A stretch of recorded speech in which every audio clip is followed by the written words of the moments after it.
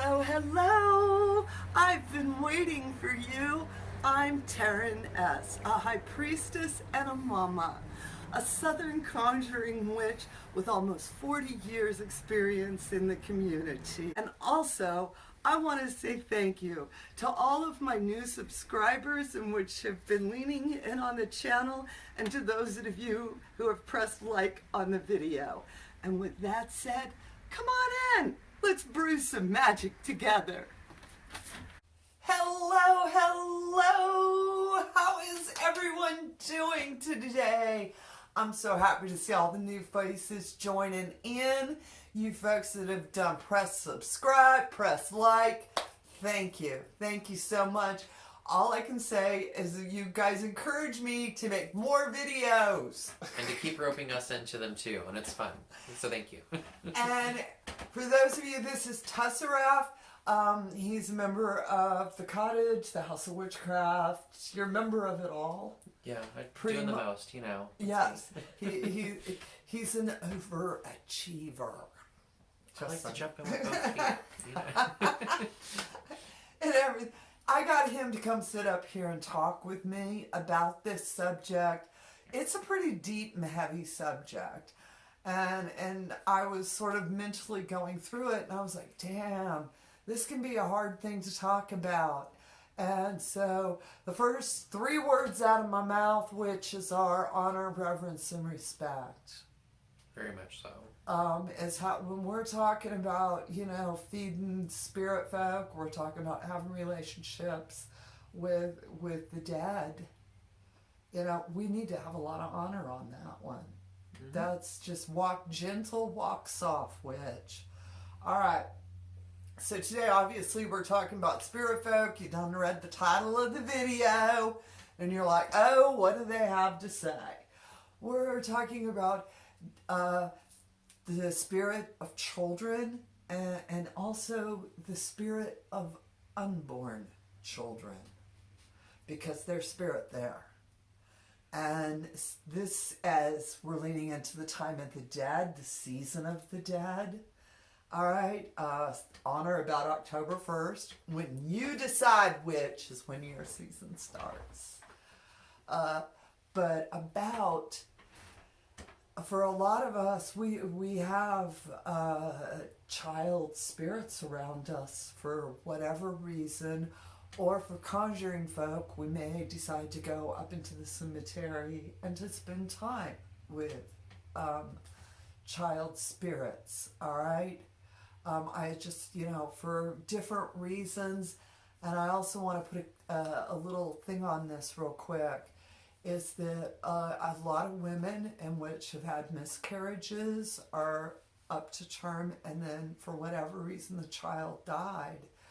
This is something you need to do during the season of the dead. You need to set up an altar for that spirit, for that child that never was. All right? You need to cry it. You need to celebrate it. You need to laugh it. Just be in that space and just kind of accept it for what it is.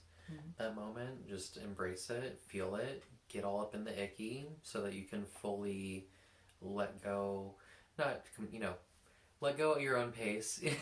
Healing happens in layers, you know, especially when it comes to something that is so deep and so very much integral to your family and who you are and what your family lineage. It's very deep subject matter, so give yourself time, but don't be afraid to confront it. Don't be afraid to get all up in that energy.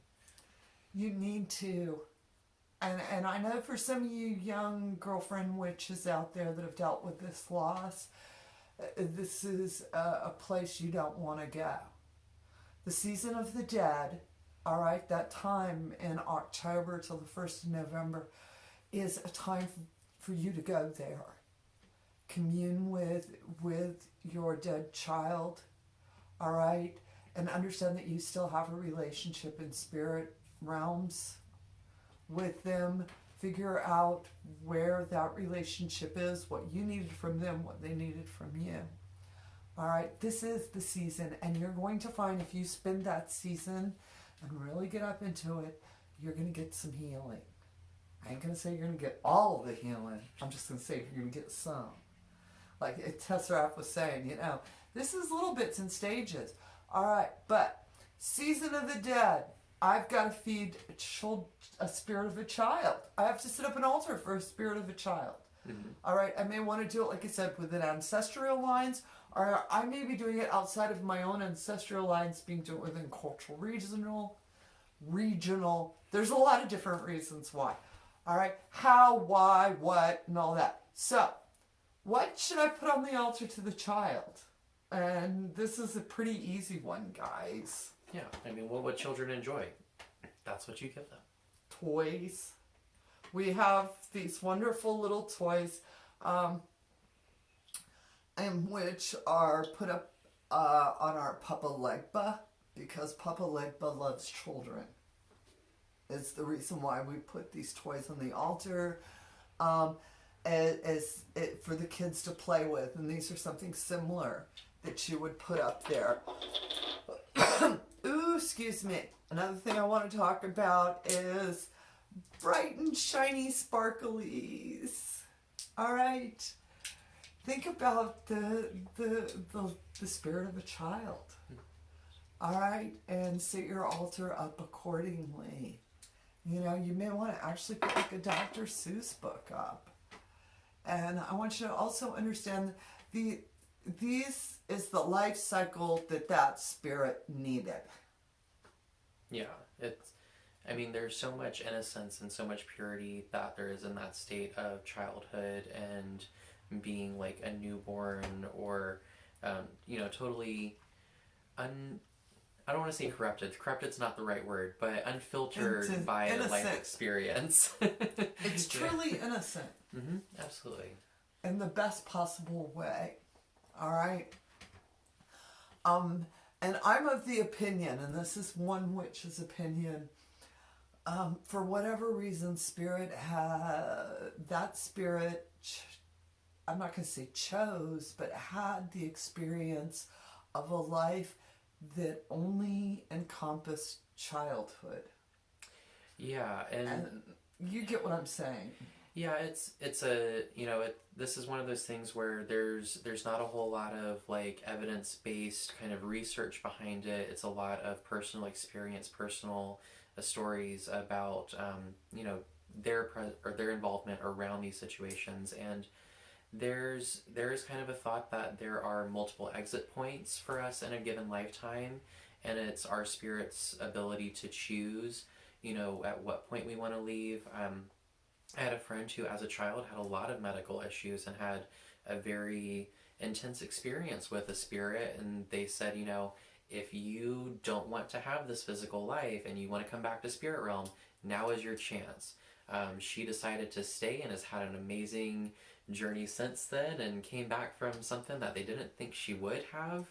But, some people do make that choice to return to spirit realm. And it's just a different journey, a different expression of creator's energy playing out. And it's a journey to go on and experience and know that it's going to be different next time around. And for some of you witches out there that have had to straight up bury a child, all right, this is hard. My own personal experiences are that those spirits made some agreement with us beforehand that we can handle what they're doing. All right? I once had a very good witch friend of mine who lost a child shortly after birth. And him and his wife took the baby home, and she died in their arms. And when he was speaking to me, he said, she had the most perfect life there ever was, because for her brief moments, it was complete love. And I thought about that. And I thought, what's a good life? Total love from start to finish. Couldn't ask for much more. Total love from start to finish. That was... And for us in this human form and in this limited realm, sometimes it's hard for us to comprehend all this. All right? And I'm damn sure not going to say I do. All right, but when he was telling the story and when he was discussing this whole process, it made sense. It hit home, you know. So as we're getting ready for this season of the dead, we're bringing in our ancestral, our family altars. For many of us, that is feeding the spirits of children. All right. And for a lot of you beautiful witch women that have had miscarriages, have lost children, you need to put a little something on your altar for them, connect to them. They're still in spirit folk. They're around you. All right? When we talk about who's the spirits around me, that's one of them. And we get like these really cool stories in the spiritual community of, there have been people who have a second child, and that second child grows up with this awesome imaginary friend, and then suddenly, they're telling you all of these facts about this, unborn child or child who didn't live for very long, and it's like, oh, you do still have your brother or sister. They're just not having the same type of experience as we expected them to have. Different type of relationship for sure. Yes. But there's so many different ways that the story can play out, and it's important just to honor those memories, honor those spirits, and give them that continued love, and knowing that they did have a big impact in your life, because that's honestly what so many of us strive to do, even if we do live to adulthood, is just to have a good impact on someone's life. So just honor them in any way that you can. And I know for some of you, like I said, I know for some of you witch folk, I know, the promise of a life that never was is where we want to go to. When in reality, it was a life that lived a complete cycle. Not one we comprehend, but one that they comprehend. All right, and that you still have a relationship with them. All right, and strengthening it now once we're going into the season of the dead. Think about it. Like I said, set up that altar and put on it things that you feel compelled to. All right, the right way is your way. I'm gonna say that. How long I've been saying that for now? All right, I need you to tune in and do what feels right, witch. I need you to tune into Spirit Folk. This is the amazing time. It's a time that we can be healed and that others can be healed. All right? And I know I want to thank Tessera for joining me. I drug him up here and I'm like, you're going to do a video with me and everything. And of course, if you are interested in the House of Witchcraft, all right, we have an online community of other Crossroad happy dark witches, as we like to refer to ourselves. All right. We have the online community. You can go to houseofwitchcraft.com, find out all the information you need to know. And if you want to support this channel, we have a membership area. And I try damn hard to upload exclusive content to y'all, but I'm not going to promise. I'm trying, is what I'm saying. But I want you to know that all of your contributions go to help make all of this possible. And so I want to thank all of you. Thank Tessera for coming up here, being kind, being a good sport. He is so good about rolling with stuff. That's what I mean. He's always, I'll be like, Tessera, do this with me. And he's like, oh, okay. And so I appreciate.